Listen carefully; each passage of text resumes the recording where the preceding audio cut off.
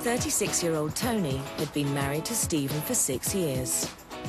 They were both fitness fanatics. I was swimming, running.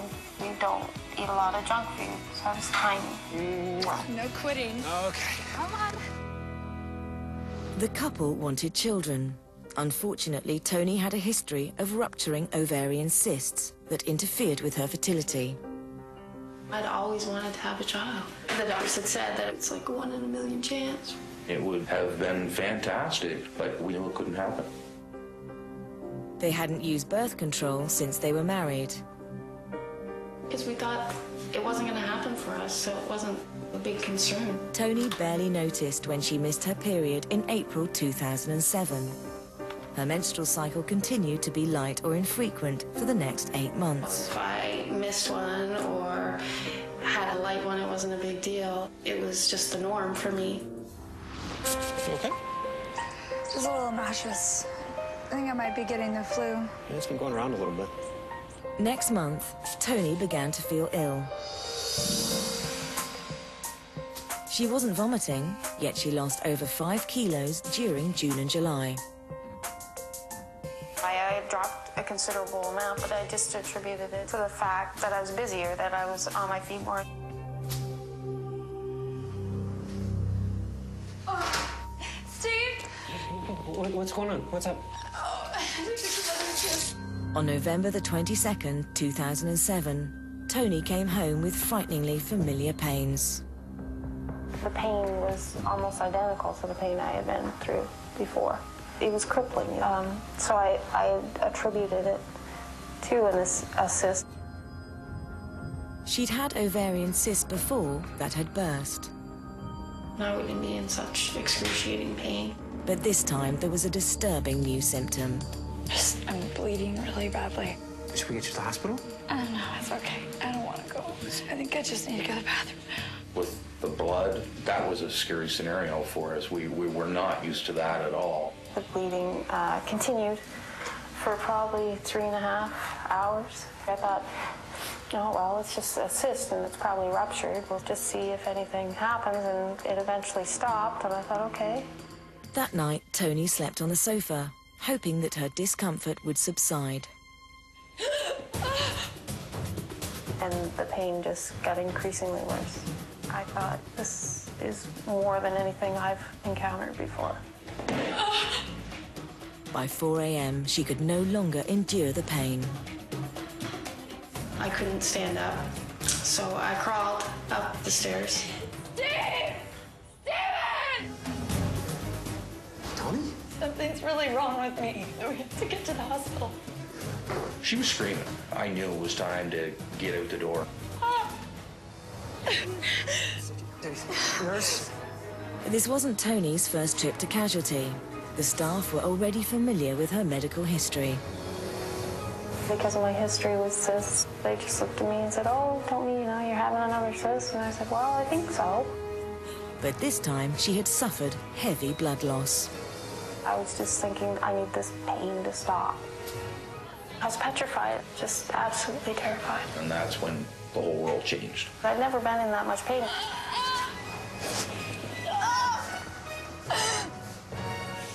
I'll be right back. Stephen's concern for his wife was so overwhelming that it literally made him sick. This was a much greater pain that I've ever seen before. I was nauseous. The doctor needed to verify that the pain was being caused by another ruptured ovarian cyst. With cysts, they do an ultrasound to be able to see what size they are, what they're going to do. Tony then heard the diagnosis that would change her life. That's a heartbeat. Hold on a second. What did you just say to me? Tony, you're pregnant. It's impossible. I can't have children. You didn't even have time to process it. The 36-year-old, who had been told that she would never conceive, was pregnant.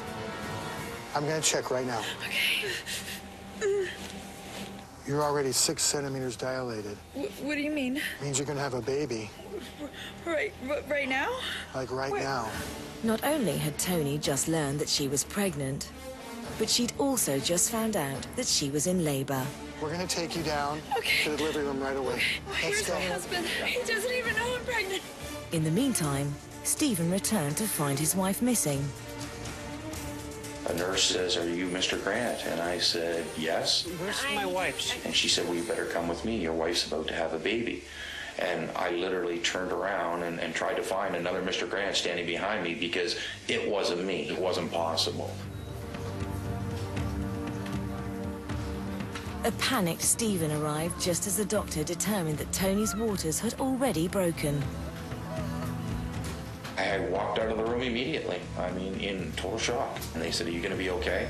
And I went, "No." And I just went down. Okay? I was too far into labor for them to give me an epidural. The pain was probably a 10. Fortunately, the newly expectant father recovered. I wanted to be there. I wanted to help her. Push. I am pushing. Breathe. Gotcha. I did get a little bit more forceful with her because she really was giving up. Push. You gotta push. Look, focus. Come on. Look, God. That's it. That's it. Push. Push. Push. Here it Push. comes. A little more. That's it. That's it.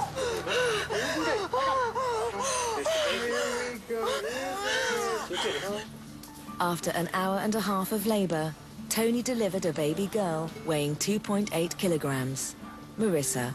It was very surreal at that point. The baby was at least 4 weeks premature. After the doctor cut the umbilical cord, she was rushed away to be examined. The anxiety starts setting in. We could have all these complications. So it was scary. I was petrified.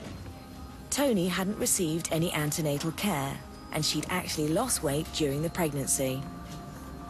The recommended weight gain of a size 6 woman is approximately 25 to 35 pounds. If she doesn't gain an adequate amount of weight, the baby could possibly be born with a low birth weight, and the baby can have problems thereafter. I'm going to have the baby checked for Down syndrome.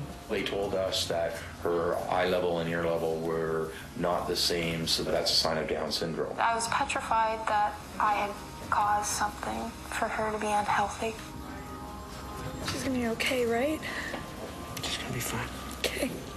Just waiting was excruciating. Finally, after 8 hours of tests and observation, the doctors had good news. The test came back. Your baby is 100% healthy.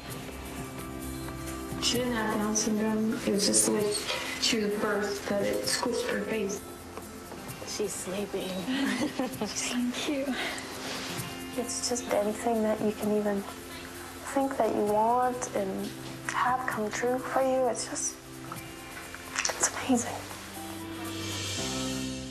You ready for the last part? But how could Tony not have known that she was pregnant? I'd been conditioned for so long that it wasn't going to happen for me that I had just accepted that fact. I am with her every single day, and there's no sign. Despite her history of ovarian cysts, she probably conceived in March 2007, after having unprotected sex. But her irregular menstrual cycle meant that she never suspected a pregnancy. A woman could easily confuse spotting as a period instead of a pregnancy, mainly due because there's different various causes of bleeding in the early parts of pregnancy. Although Tony felt neither cravings nor movement from the baby, and she didn't need to urinate more frequently, in hindsight, she did have some signs of pregnancy. The fatigue, the lower back pain, but given my history, it wasn't anything that would even cross my mind. I didn't have significant weight gain to speak of because I had lost so much weight. I may have total put on 6 pounds from my traditional weight size because in the summer I had lost so much. You know, I was even swimming in late August. The baby was born in November. Late August and September, I should say. So I was in a bikini every day. There's just no way to see that I was pregnant. Like, you could not tell. There was one time